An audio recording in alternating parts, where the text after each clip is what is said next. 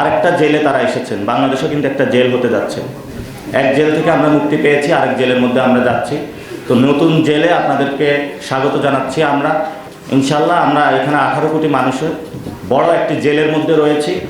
এই জেল থেকে মুক্তির জন্য আমাদের আগামীর লড়াইটা আরও দ্বিগুণ করতে হবে। প্রিয় সাংবাদিক ভাইরা, আপনারা যারা জেলে ছিলেন, আপনাদের জন্য অনেকে দোয়া করেছে, অনেকে প্রার্থনা করেছে।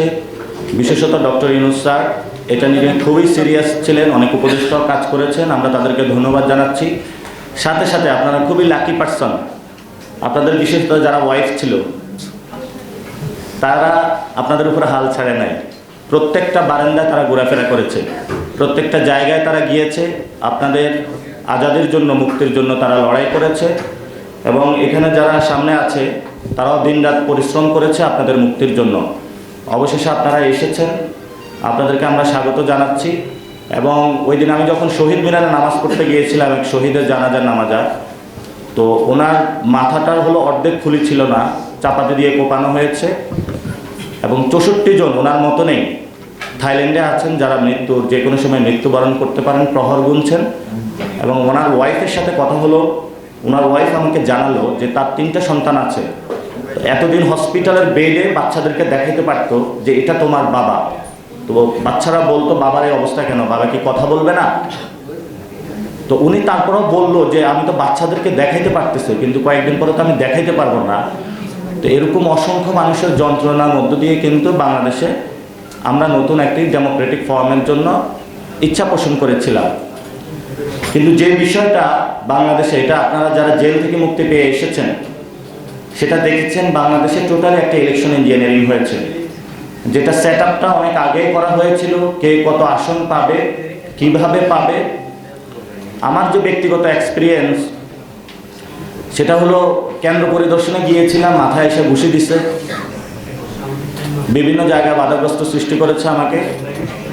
তারপরে হলো সন্ধ্যার পরে একসাথে আমাদের 97 কেন্দ্রে তারা একসাথে অ্যাটাক দিয়েছে এবং আমাদের সবাইকে নাজেহাল বানিয়ে দিয়েছে।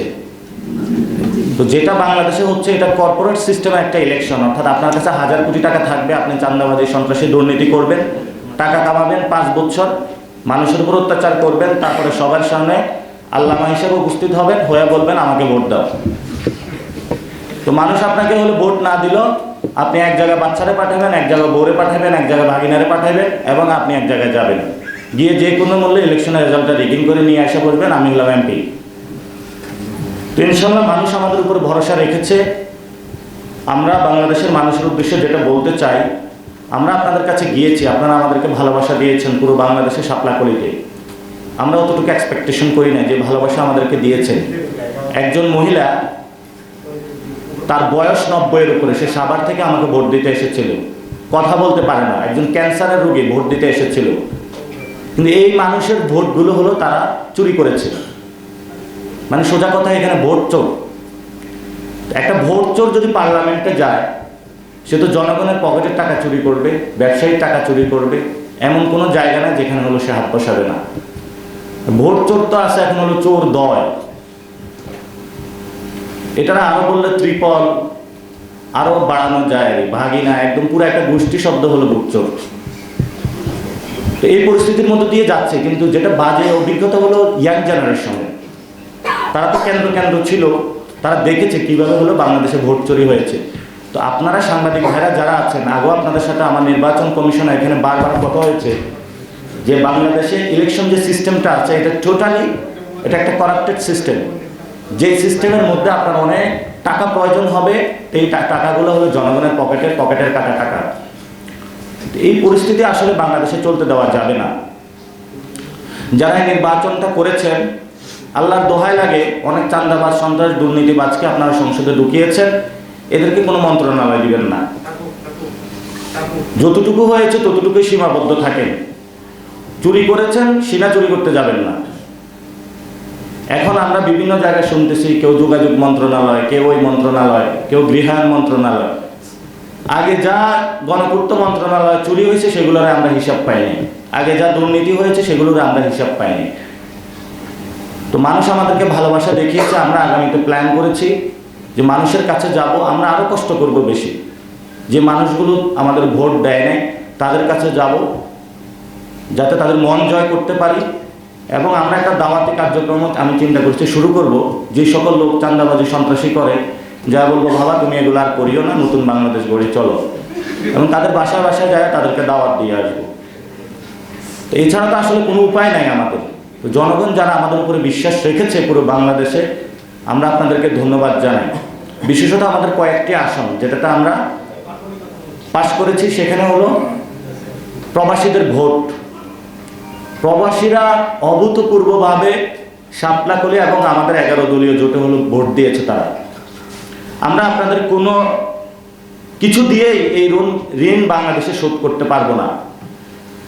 বাংলাদেশ যখন বিপদে যাচ্ছে, প্রবাসীরা কিন্তু বাংলাদেশে গণ অভ্যুত্থান হয়ে গিয়ে এসেছিল, এবং আসার কারণে এই মানুষগুলো যারা বাংলাদেশে এসেছে, এরা যে বাংলাদেশে ফিরতে পারবে তাদের কিন্তু আশা ছিল না।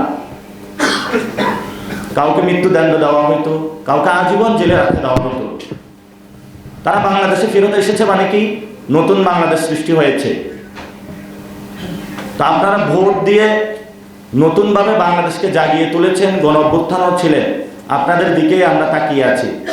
যখন আন্দোলন হচ্ছিল তখন আপনারা রেমিটেন্স বন্ধ করে দিয়েছিলেন, শাটডাউন কর্মসূচি।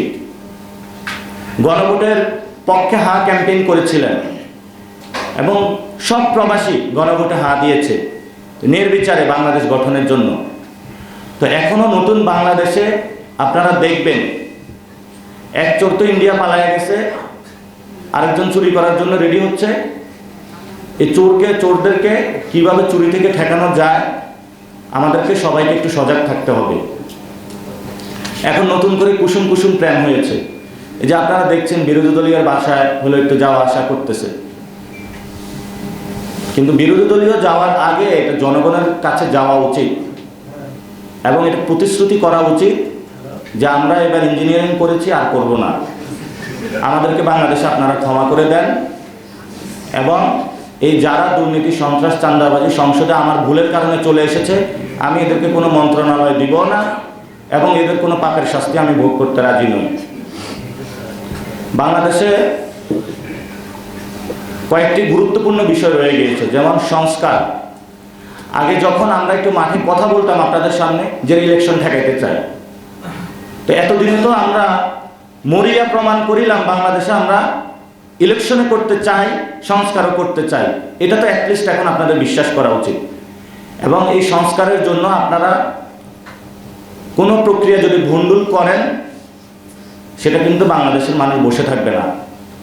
এবং আমরা আহ্বান জানাবো, সংসদে শপথ হতে যাচ্ছে, তো চোর বাটপাররা অনেকগুলোই কিন্তু শপথে হলো নিয়ে ফেলবে।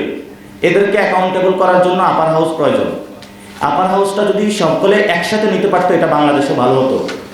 এবং আমাদের জায়গা থেকে আমরা বলতে চাই, লোয়ার হাউস এবং আপার হাউস এখন বলবে এটা যে সংসদে রেটিফাই পরে করে নেন না, রেটিফাই তো অনেক কিছু করতে হবে। তো সেই জায়গা থেকে আমরা বলবো যে সংসদে আপার হাউস এবং লোয়ার হাউস একসাথে করা যায় কিনা, এবং দয়া করে আপনারা উচ্চ কক্ষে বিএনপি এবং জামায়াত, এনসিপি, আমরা সবাই প্রতিজ্ঞায় আসি, যারা সংস্কার বুঝে না, যারা সংস্কার বন্ডুল করতে চায়, তাদেরকে ওইখানে জনগণের ট্যাক্সের টাকা দিয়ে পাঠানোর দরকার নাই। একটা গাড়ি পাবে, আপার হাউসে বসবে, বসে একটু লাক্সারি, যে ঠিক আছে একটু চুরি টুরি করলাম, এখন একটু বিশ্রাম নেই, চুরিতে সহযোগিতা করছি এই হিসাবে আমাকে আপার হাউসে পাঠাইছে, আমি একটু বিশ্রাম নেই। এই ধরনের জনগণের ট্যাক্সের টাকা দিয়ে এটা করা যাবে না। আরেকটা হলো হাসিনার বিচার। আমরা শুনতে পাচ্ছি শপথ অনুষ্ঠানে অনেকে আসছেন, ভালো কথা আসছেন, ডিপ্লোম্যাটিক রিলেশন থাকবে, কিন্তু হাসিনার বিচারের কি খবর, এ বিষয়ে আমরা পর্যন্ত কোনো বক্তব্য দেখলাম না।